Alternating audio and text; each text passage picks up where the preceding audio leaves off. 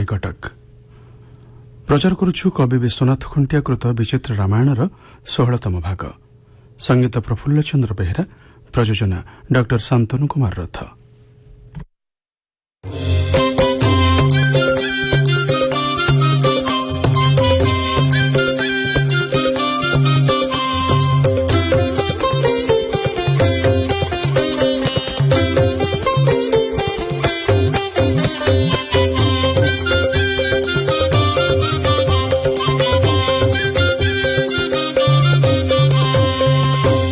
ଏହି ଅଧ୍ୟାୟରେ ପରଶୁରାମ ଧରିଥିବା ପରଶୁ କୁଠାର ସମ୍ପର୍କରେ ଜିଜ୍ଞାସୁ ହୋଇଛନ୍ତି ରାମଚନ୍ଦ୍ର। ତାହା ଶୁଣିବା ପରେ ପୁଣି ପରଶୁରାମଙ୍କୁ ପଚାରିଛନ୍ତି ପୃଥିବୀକୁ 21 ଥର କ୍ଷତ୍ରିୟ ଶୂନ୍ୟ କରିବାର କାରଣ। ସହସ୍ରାର୍ଜୁନର ପୁତ୍ର ବିରୋଚନ ତାଙ୍କ ପିତାଙ୍କୁ ଏକାକୀ ଥିବା ଅବସ୍ଥାରେ ହତ୍ୟା କରିଥିବା ହେତୁ ତାର ପ୍ରତିଶୋଧ ନେବା ପାଇଁ ସେ 21 ବାର ପୃଥିବୀକୁ ନିକ୍ଷତ୍ର କରିଥିବା କଥା କହିଛନ୍ତି ପରଶୁରାମ ରାମଙ୍କୁ। ଦଶରଥ ପ୍ରାଣ ଭୟରେ ନାରୀ ଗହଣରେ ଲୁଚିଥିବାରୁ ତାଙ୍କୁ ଛାଡ଼ି ଦେଇଥିବା କଥା ମଧ୍ୟ ସୂଚନା ଦେଇଛନ୍ତି। ତାପରେ ସେ ଧରିଥିବା ଧନୁର ଜନ୍ମ ବୃତ୍ତାନ୍ତ କହିବା ପରେ ପରଶୁରାମ ରାମଙ୍କ ହାତକୁ ବୈଷ୍ଣବା ଧନୁ ବଢ଼େଇ ଦେଇଛନ୍ତି ଏବଂ ରାମଙ୍କ ହାତକୁ ତାହା ଚାଲିଯିବା ମାତ୍ରେ ପରଶୁରାମଙ୍କ ଠାରୁ ବିଷ୍ଣୁ କଳା ଚାଲିଯାଇଛି। ଏତେବେଳେ ପରଶୁରାମ ରାମଚନ୍ଦ୍ରଙ୍କୁ ବିଷ୍ଣୁ ଅବତାର ଭାବରେ ଗ୍ରହଣ କରିଛନ୍ତି।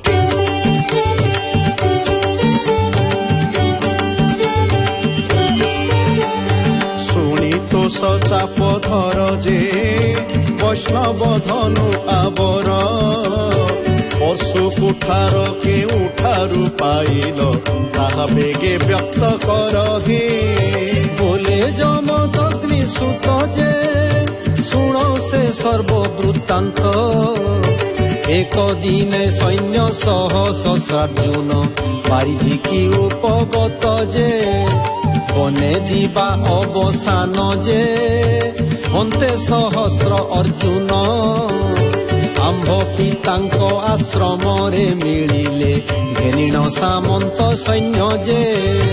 ତାଙ୍କୁ ଦେଖି ପିତା ମୋର ଯେ କଲେ ଅତିଥି ସତ୍କାର ରାତ୍ରରେ ଭୋଜନ ଶୟନ ଆସନ ଦେଇ ହୃଷ୍ଟ ମୁନି ବର ଯେ ପ୍ରଭାତରୁ ରାଜା ଉଠି ଯେ ମନ୍ତ୍ରୀଙ୍କି ବଚନ ଭାଷି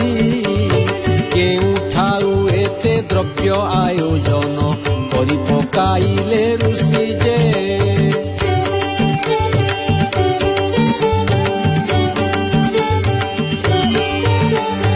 ଆମ୍ବର ସୈନ୍ୟ ସାମନ୍ତ ଯେ ଖାଇ କରି ହେଲେ ସୁସ୍ଥ ରାଜା ବଚନେ ମନ୍ତ୍ରୀ ବର ବୋଲଇ ଘଟଣା ଶୁଣ ସମସ୍ତ ଯେ ଅଛି ତାଙ୍କ ପାଶେ ରହି ଯେ କାମଧେନୁ ନାମେ ଗାଇ ତାହା ପ୍ରସାଦୁ ଯାହା ଇଚ୍ଛା କରନ୍ତି ସକଳ ପୂରଣ ହୋଇ ଯେ ଶୁଣି ରାଜା ମନ୍ତ୍ରୀ ଗିର ଯେ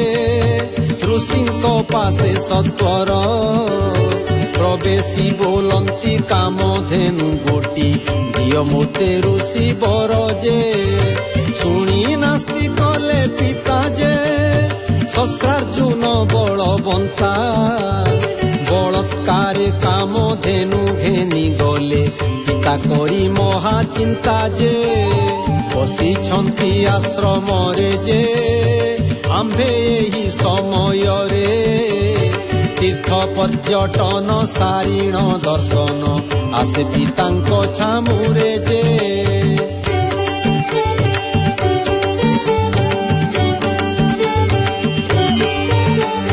ପ୍ରବେଶ ହୁଅନ୍ତେ ଆସି ଯେ ପିତାଏ ସମସ୍ତ ଭାଷି ଶୁଣି ମହାକ୍ରୋଧେ ସହସ୍ରାର୍ଜୁନ ରାଜ୍ୟେ ଯାଇଣ ମୁହିଁ ପ୍ରବେଶୀ ଯେ ରାଜ୍ୟ ଭଗ୍ନ କଲି ତାର ଯେ ଶୁଣି ସେ ଯୁଦ୍ଧେ ବାହାର ହେବାରୁ ପଳାଇ ଆସିଣ ଯେ ମୁହିଁ ସିଦ୍ଧ ବନେ ଘୋର ତର ଯେ ତପସ୍ୟାକୁ ଆଚରିଲି ଯେ ବିଷ୍ଣୁ ଆରାଧନା କଲି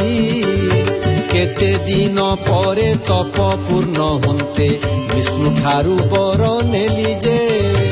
ଏ ବୈଷ୍ଣବ ଧନୁ ସରଜେ ଆବର ପରଶୁ କୁଠାର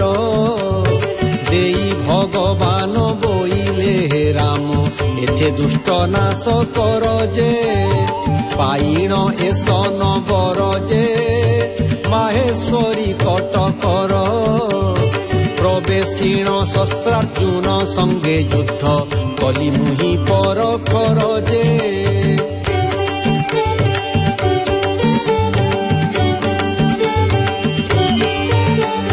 ସୈନ୍ୟ ତାର ବଧ କଲି ଯେ ତା ଶସ୍ତ୍ର ବାହୁ ଛେଦିଲି ଶେଷେ କାମ ଧେନୁ ଘେନିଣ ମୁଁ ହର୍ଷେ ପିତା ପାଶେ ପ୍ରବେଶିଲି ଯେ ଏହି ସମସ୍ତ କାରଣୁ ଯେ ବିଷ୍ଣୁ ଏ ବୈଷ୍ଣବ ଧନୁ ପର୍ଶୁ କୁଠାରାଦି ମୋତେ ଦେଇଛନ୍ତି ଆହେ ଦଶରଥ ଶୁଣୁ ଯେ ଚିତ୍ତେ ଚିନ୍ତି ସୀତାକାନ୍ତ ଯେ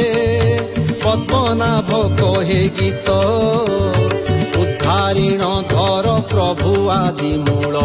ଅଟେ ମୁହିଁ ଅପଣ୍ଡିତ ଯେ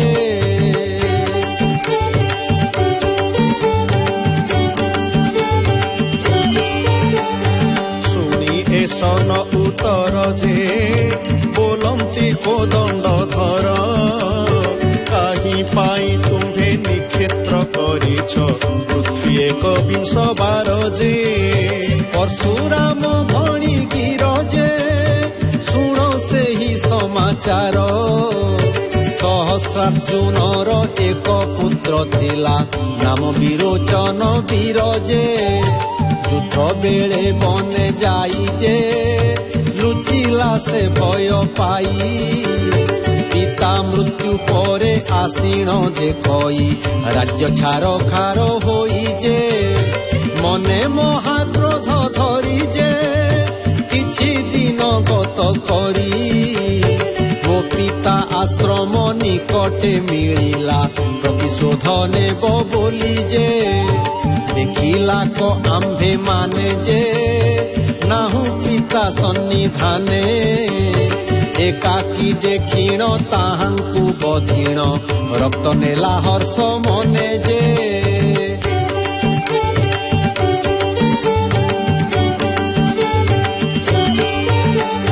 ସେହି ରୁଧିର ଘେନିଣ ଯେ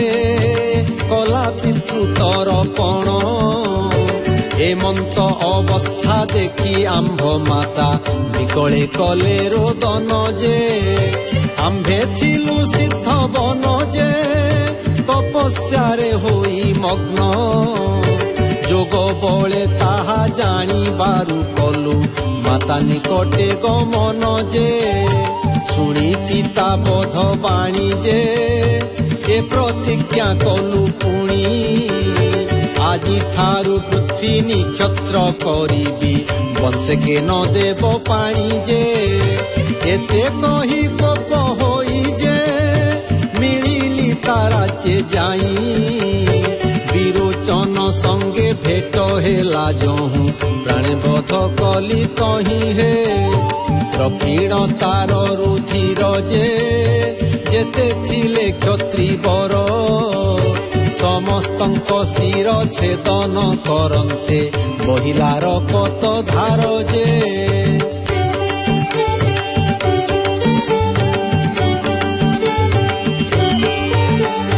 ସମସ୍ତ ରକ୍ତ ଘେନିଣ ଯେ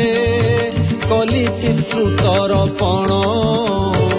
ଏହିପରି ପୃଥିବୀକୁ ଏକ ବିଂଶ ବାର କଲି ବୀର ଶୂନ୍ୟ ଯେ କେବଳ ଏ ଦଶରଥ ଯେ ଥିଲା ବୋଲି ଅପୁତ୍ରିକ ପ୍ରାଣ ଭୟେ ନାରୀ ମଧ୍ୟେ ଲୁଚିବାରୁ ନଗଲି ମୁଁ ତାର ପାଖ ଯେ ଏବେ ତୁମ୍ଭେ ହୋଇ ଜନ୍ମ ଯେ ଶିବ ଧନୁ କଲ ଭଗ୍ନ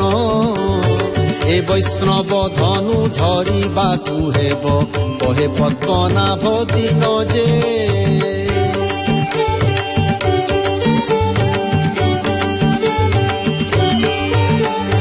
ଦେଖିଣ ଏ ସନ ରୀତି ଯେ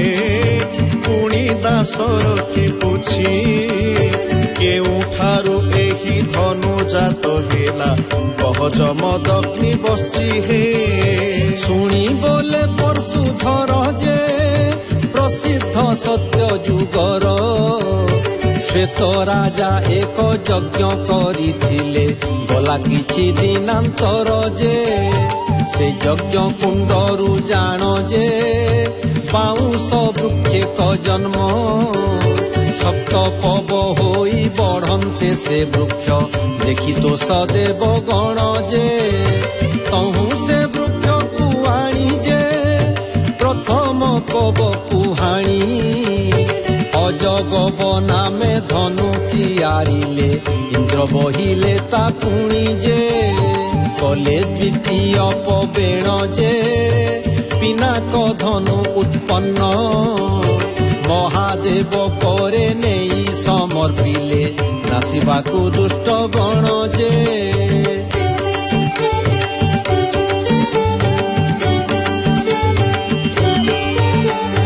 तृतीय पव सारंग जे पहिले ता श्री रंग चतुर्थ पव शिव धनु होइला नैणता सदा शिव जे जनकंकु नेई देले से ताकु तो भांगिल हेळे पंचम पवे वैष्णवा धनु जात विष्णु ताहा मोते देले जे षष्ठ पवरे गांडी बजे करी सावित्री वल्लभ अति जतन रे रखिछंती पासे द्वापरे अर्जुन ने बजे सप्तम पवक बंशी जे कले देव होई खुशी द्वापरे श्री कृष्ण अवतार होई मोहिबे क गोपवासी हे सनक धनु जन्म जे कहिलिया हे श्री राम निय से वैष्णवा धनु बेगे धर कहे पद्मनाभ तीन जे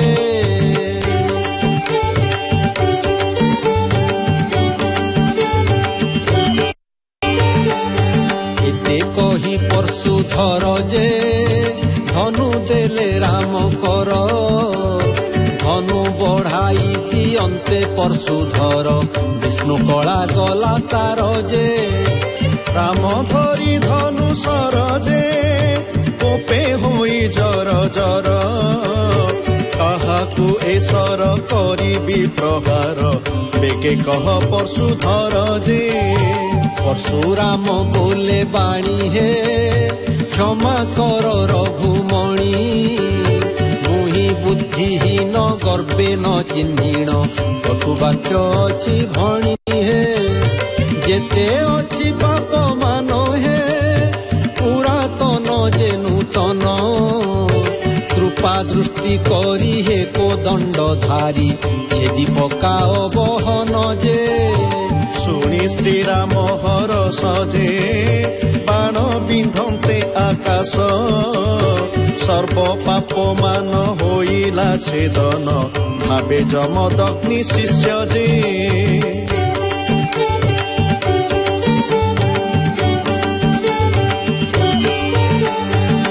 निश्चय विष्णु अवतार जे प्रदक्षिण बार बार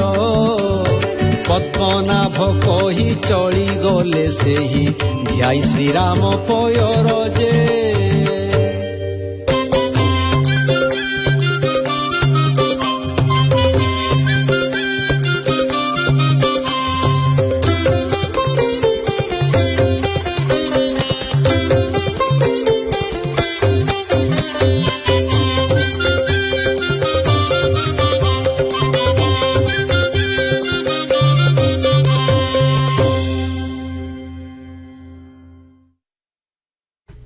शुणुले कवि विश्वनाथ खुंटियाकृत विचित्र रामायणर 16तम भाग प्रयोजन करथिले डॉक्टर शांतनु कुमार रथ संगीत परिचालना करथिले प्रफुल्ल चंद्र बेहेरा सहयोगिता अभय कुमार दास कंठदान करथिले विजय कुमार जेना एवं दुखी श्याम त्रिपाठी।